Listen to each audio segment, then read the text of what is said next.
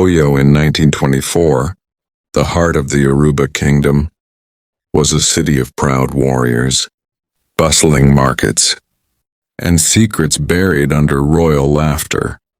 It was here that Adedeji, the village's most gifted talking drummer, found himself entangled in a love story that would make even the gods lean in to listen. Adedeji wasn't just any drummer. His hands could make the dun-dun drum whisper, cry, or roar like thunder. At festivals, when he played, even the Oba's stern-faced guards forgot their duties and swayed. But Adedeji had a secret, one that could cost him his head. He was hopelessly in love with Princess Omatara, the Oba's only daughter. Omatara was not just beautiful.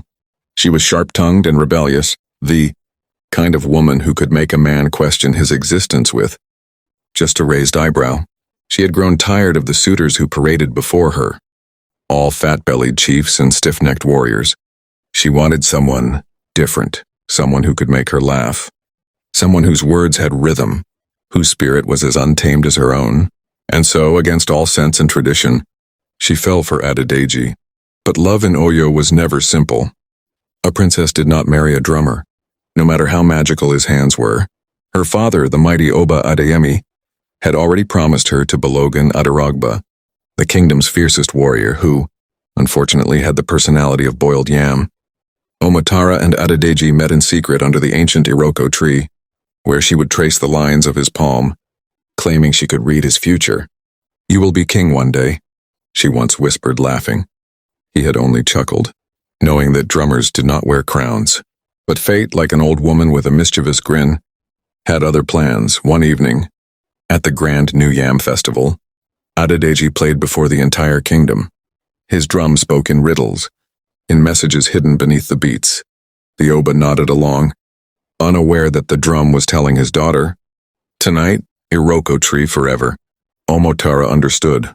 She had planned to escape with him that night, but just as she stepped into the shadows, she was caught by none other than Balogun Adaragba himself. "You think a mere drummer is your destiny?" he sneered. "Let's see if he can drum his way out of the afterlife." By dawn, Adedeji was brought before the Oba. Bound but unbowed, the penalty for his crime was death, and Oyo did not bend its laws for love. The Oba, though fond of Adedeji's music, could not allow such disrespect, but Omatara was her father's daughter. She knew how to play the game.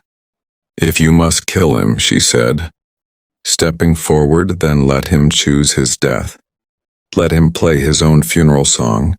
The Oba, amused, agreed. Adedeji was given his drum, and he played.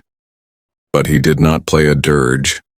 He played of love, of destiny, of a prophecy only the wise could hear. The drum spoke to the gods, to the ancestors, to the people of Oyo. The winds changed, and even the Oba himself felt something shift. Then something incredible happened. A griot in the crowd gasped and fell to his knees.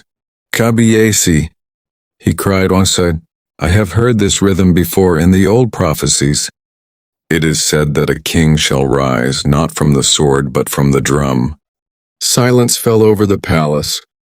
The Oba, deep in thought, stared at Adedeji. The drumming had stirred something ancient. Could this be true? Could the gods be speaking?